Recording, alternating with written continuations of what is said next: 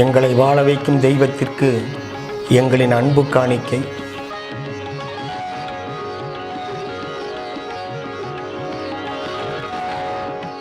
அனைவருக்கும் வணக்கம். இந்த வீடியோவில் என்ன தெரியுங்களா பார்க்க போறோம்? புரட்சி தலைவரை பொறுத்த வரைக்கும் எத்தனையோ படங்கள்ல இரு வேடங்கள்ல நடிச்சிருக்கிறாரு. இன்னொன்னு பாத்தீங்களா, இரு வேடங்கள்ல அதிகமான படங்களை கொடுத்ததும் புரட்சி தலைவர் தான். அந்த படங்கள் அனைத்துமே வெற்றி படங்களா அமைஞ்சதும் புரட்சி தலைவருக்கு தான். இப்ப நம்ம ஒரு படத்தை பத்தி பார்க்க போறோம். இந்த படத்திலையும் புரட்சி தலைவர் இரு வேடங்களை தான் நடிச்சிருக்கிறாரு. ஆனா இரு வேடங்கள் பட்டியல்ல புரட்சி தலைவருடைய இந்த படம் இடம்பெறல. அது ஏன்? அது ஒரு கேள்வி. இன்னொன்னு பாத்தீங்களா, இந்த படத்துல புரட்சி தலைவருடைய தோற்றங்கள் நாம இதுவரைக்கும் எந்த படத்திலையுமே பார்த்ததில்லை தெரியுங்களா? அப்படி ஒரு தோற்றத்துல இந்த படத்துல தலைவர் நடிச்சிருப்பாரு. அது என்ன படம் அப்படிங்கறத நீங்க கேட்க பார்க்க ஆவலா இருக்கிறீங்க. அது என்ன படங்கிறத இந்த வீடியோவை நம்ம முழுமையா பார்க்கும்போது தெரிஞ்சுக்கலாம். இன்னொன்னு பாத்தீங்களா, இந்த படத்துல புரட்சி தலைவர் பாடக்கூடிய ஒரு பாடல் கவிஞர் எழுதிடுறாரு. அடுத்து மேலும் எழுதும் பொழுது அவருக்கு வார்த்தைகள் வரல, யோசிக்கிறாரு.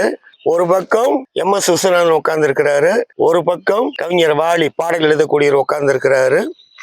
பாடல் எழுதுறாரு. ஆனா பாடல் எழுதவரு எழுதிக்கிட்டே இருக்கும்போது டக்குன்னு நிறுத்திடுறாரு.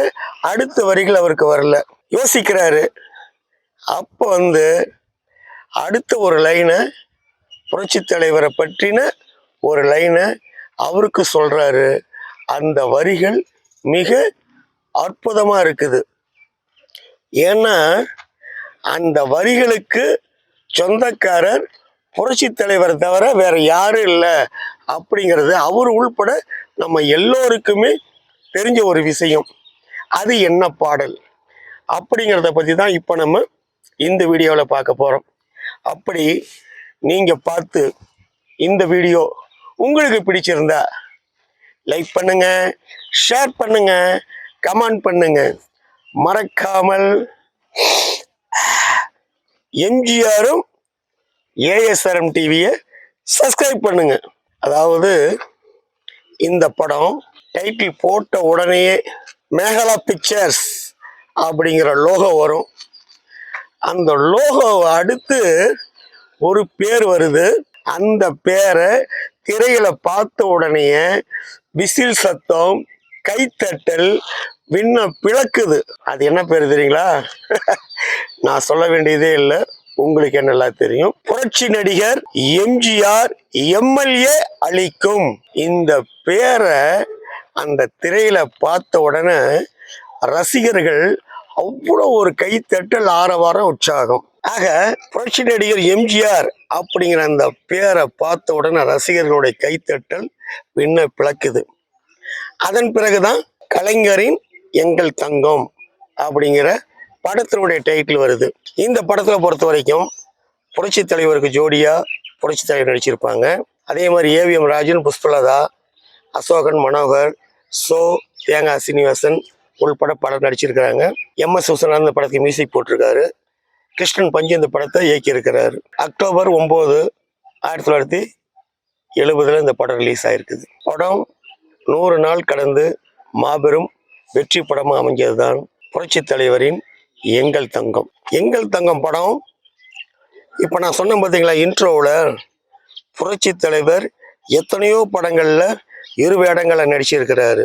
உதாரணத்துக்கு பார்த்தோம்னா நாடோடியா நடிச்சிருக்காரு, மன்னனா நடிச்சிருக்கிறாரு, நீரும் நடிச்சிருக்காரு, நெருப்புமான் நடிச்சிருக்கிறாரு. இன்னொன்று பார்த்தீங்கன்னா ஏழையான் நடிச்சிருக்காரு, பணக்காரன் நடிச்சிருக்காரு, கோழையான் நடிச்சிருக்காரு, வீரனான் நடிச்சிருக்காரு, திருடன் கேரக்டர் நடிச்சிருக்காரு, போலீஸ் கேரக்டர் நடிச்சிருக்கிறாரு. இப்படி பலவிதமான கெட்டப்ல நடிச்சிருக்கிறாரு. ஆனா எங்கள் தங்கம் படத்துல என்ன தெரியுங்களா ஒரு கெட்டப்பு, நம்ம எப்பயுமே பார்க்கக்கூடிய சினிமாவை தவிர்த்து பொது வெளியில, அதாவது ஒரு அரசியல் தலைவரா, ஒரு தமிழக முதல்வரா, பொதுக்கூட்டங்கள்ல மக்களை சந்திக்கக்கூடிய ஒரு தானை தலைவரா விளங்கக்கூடிய தொப்பி, கண்ணாடி, ஜிப்பா, வேட்டி, துண்டு, இப்படிப்பட்ட ஒரு அம்சமான ஒரு அழகான எம்ஜிஆராகவே இதில் நடிச்சிருப்பார். ஒரு கேரக்டரில், ஒரு காட்சியில். இன்னொன்று லாரி டிரைவர் தங்கம்மா, அந்த படத்தில் கதாநாயகன், அந்த ஒரு கேரக்டர். இவங்க 2 பேரும் சந்திக்கக்கூடிய காட்சி. என்ன காட்சி? அதாவது இந்த படம் ரிலீஸ் ஆகும் பொழுது தலைவர் வந்து எம்எல்ஏவும் இருக்கிறாரு, சிறு சேமிப்பு துணைத் தலைவராகவும் இருக்கிறாரு. அப்ப சிறு சேமிப்பினுடைய முக்கியத்துவத்தை உணர்ந்து மக்களுக்கு சேமிக்கும் எண்ணத்தை உருவாக்கக்கூடிய வகையில ஒரு விழா நடக்கும். இந்த விழாவில் புரட்சி தலைவரோட முரசொலி மாறனும் கலந்திருப்பாரு. எங்கள் தங்கம் படத்தை கலைஞரும் முரசொலி மாறனும் இணைந்து தயாரிச்சிருப்பாங்க. இந்த படத்துக்கு புரட்சி தலைவர் சம்பளமே வாங்காமல் நடிச்சு கொடுத்திருக்கிற படம் தான் இது. சிறு சேமிப்பு துணைத் தலைவரா, அதாவது அந்த முதலமைச்சர் கெட்டப்பு, ஒரு அரசியல்வாதி கெட்டப்புல புரட்சி தலைவர் வர்றாரு. இந்த விழாவுக்கு வந்து முதல்ல ஒரு குழந்தை வந்து 5 ரூபாய் கொடுத்து அந்த சிறு சேமிப்புக்கு கொடுக்குது. அந்த குழந்தைகிட்ட அந்த காசை வாங்கிட்டு தலைவர், கண்ணு உனக்கு வருஷ முடிவில் 350 ரூபாய் கிடைக்கின்ற மாதிரி சொல்லி அந்த சிறு சேமிப்பினுடைய சேமிக்கனுடைய எண்ணத்தை வளர்த்துவார். அடுத்து பார்த்தீங்கன்னா இப்போதாங்க ஒரு ஒரு தலைவனுக்கும் ஒரு தொண்டனுக்கும் உள்ள அந்த ஒரு உற்சாகமான ஒரு சீனு இப்போ கூப்பிடுவாங்க. அடுத்து லாரி டிரைவர் லாரின்னு கூப்பிடுவாங்க. உடனே அப்படியே குதிச்சு ஓடி அந்த தலைவரை பார்க்கணுங்கிற ஒரு ஆசாரிகள் அப்படி குதிச்சு ஓடியாந்துருவாரு. தலைவர் அப்படியே ஸ்டேஜில் உட்காந்துருப்பாரு. உட்காந்த உடனே வாத்தியாரே உன்னை தொட்டு பார்த்துக்கிற வாத்தியாரே, உன்னை தொட்டு பார்த்துக்கிற கண்ணா தொடுவாரு, கை தொடுவாரு, வாத்தியாரே அப்படின்ட்டு ரொம்ப அப்படியே, அதாவது ஒரு நம்ம தலைவரை பார்த்தா நம்ம என்ன செய்வோம், ஐயோ தலைவர் அப்பா பார்த்தாலே போது பக்கத்துல போய் நிக்கிறாரு. இன்னும் நம்ம அப்படியே கையும் ஓடாது காலும் ஓடாது. ஐயோ தலைவர் வாத்தியாரே இங்க தொடுவாரு அப்படியே கண்ணத்துக்கு பிடிப்பாரு. இது தலைவர் அப்படி சிரிச்சுக்கிட்டு அதுக்கு மேல தலைவர் அவர் தான் சிரிச்ச முகமாச்சு. அவர் ஒரு ஆக்சன் பண்ணி இது பண்ணுவாரு. தலைவடி பார்த்துக்கிட்டே இருப்பாரு. இது அப்படியே தொட்டு பார்த்து வாத்தியாரே நல்லா ஒரு இதா இருப்பாரு. அப்ப என்ன அப்படிம்பாரு. தலைவர் சொல்லுவாரு, வாத்தியாரே நீங்க கேட்ட நான் உசுரே கொடுப்பேன் வாத்தியாரே, என்னங்க மனா அப்படின்ற மாதிரி கொடுப்பாரு. கொடுத்துட்டு வாத்தியாரே இனிமேல் நான் மாசம் தோட்டத்தாண்ட வந்து நான் காசு கொடுத்துறேன் அப்படிம்பாரு. அது உனக்கு தலைவர் சொல்லுவாரு, உனக்கு அந்த சிரமம் வேணாம், நீ வேலை பார்க்குற ஆஃபீஸ்லயே உன் சம்பளத்தில் பிடித்தம் பண்ணி என்கிட்ட கொடுத்துருவாங்க அப்படின்னு சொல்லிடுவாரு. அப்புறம் அவர் போயிடுவாரு. அதுக்கு பிறகு கூட இந்த கூட்டம் முடிஞ்ச பின்னாடி அதாவது தங்கத்தை பார்ப்பாரு. பார்த்துட்டு அவரு சொல்லுவாரு, அந்த இடத்துல மட்டும் அவங்களோட கும்பல் மட்டும் இல்லைன்னு வச்சுக்க, சும்மா வாத்தியார் அப்படி வெள்ளை கட்டிக்கிற மாதிரி தின்னுருப்பேன் அப்படின்னு சொல்லிட்டு இனிமேல் பீடிக்கு குடிக்கிற காசை மீதி பண்ணிட்டு நான் போய் தலைவரை வீட்டாண்ட போய் கொடுத்துருவேன் அப்படிங்கிற மாதிரி சொல்லுவாரு.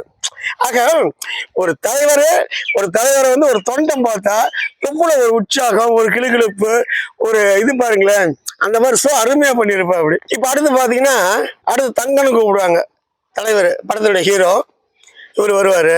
அதாவது ஒரு பக்கம் புரட்சி தலைவர் நிற்கிறாரு முதல்வர் கெட்டப்ல, இன்னொரு தலைவர் அதாவது தங்கம் கெட்டப்ல கதாநாயகன் வந்து சால்வ மாதிரி போடுவாரு. உடனே வாங்கிட்டு 50 ரூபாய் காசு தலைவர்கிட்ட கொடுத்து, என் தங்கச்சி கண்ணு தெரியாது, பெரிய ஆப்ரேஷன் செஞ்சாதான் பார்வை கிடைக்குன்னு சொல்லியிருக்காங்க, அதுக்காக இந்த 50 ரூபாங்க என் தங்கச்சிக்கு பார்வை கிடைக்க நான் சேமிச்சு வைக்கிறேங்கிற மாதிரி சொல்லுவாரு.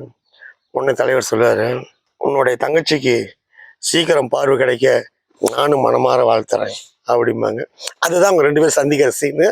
அப்படி பார்த்தா ஒரு பக்கம் முதல்வர் எம்ஜிஆர், ஒரு பக்கம் நடிகர் எம்ஜிஆர். ஆக புரட்சி நடிகரும் புரட்சி தலைவரும் 2 பேரும் ஒரு இடத்துல சந்திச்சா இந்த மாதிரி எந்த படத்துல பார்த்துருக்குறோம்?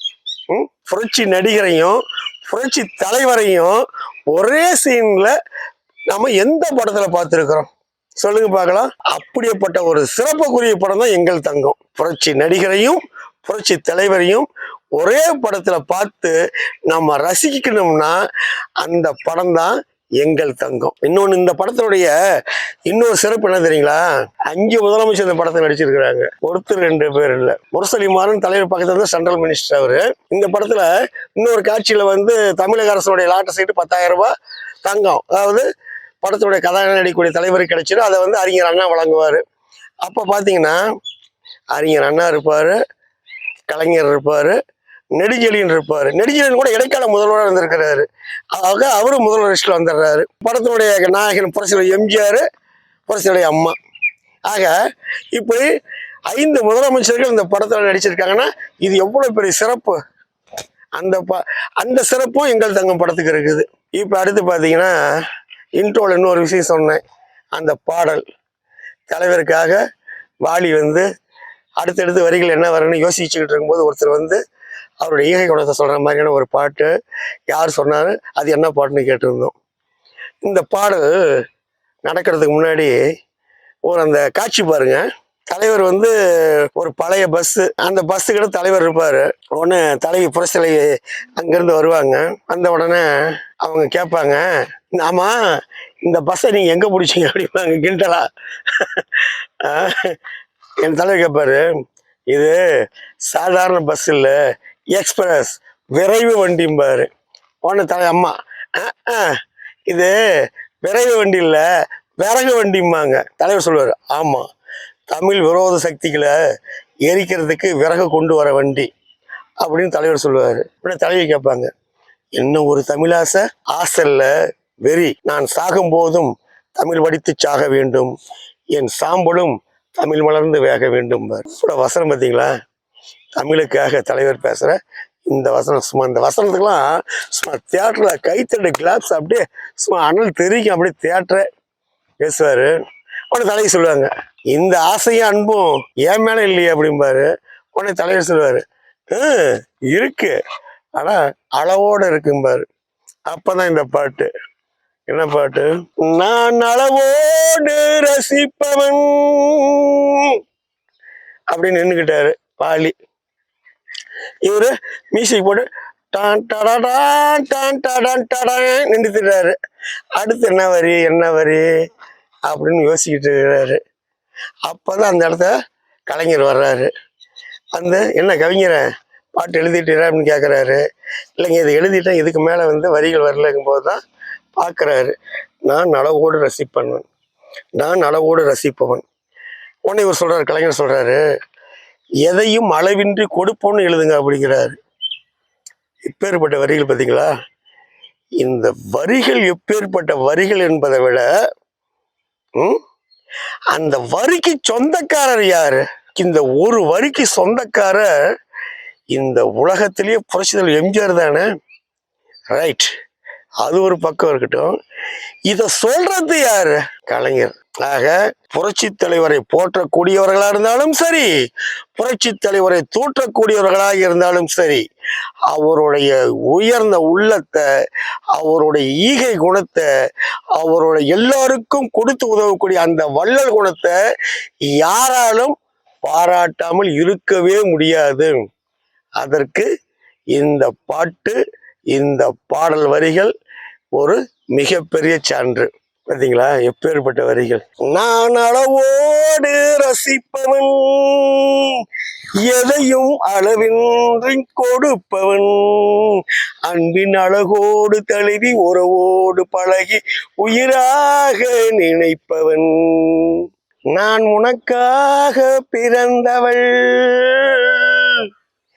உன்னை நிழல் போல தொடர்ந்தவள், உன்னை ஒருபோது தழுவி மறுபோது உருகி தனியாக தவிப்பவள், நான் அளவோடு ரசிப்பவன், எதையும் அளவின்றி கொடுப்பவன், அன்பின் அழகோடு தழுவி உறவோடு பழகி உயிராக நினைப்பவன். என்னங்க இந்த வீடியோ உங்களுக்கு பிடிச்சிருக்கா? அப்படி பிடிச்சிருந்தா லைக் பண்ணுங்க, ஷேர் பண்ணுங்க, கமெண்ட் பண்ணுங்க. மறக்காமல் எம்ஜிஆரும் ஏஎஸ்ஆர்எம் டிவியை சப்ஸ்கிரைப் பண்ணுங்க. வணக்கத்துடன் உங்கள் ஏஎஸ் ரவிச்சந்திரன். பாய்.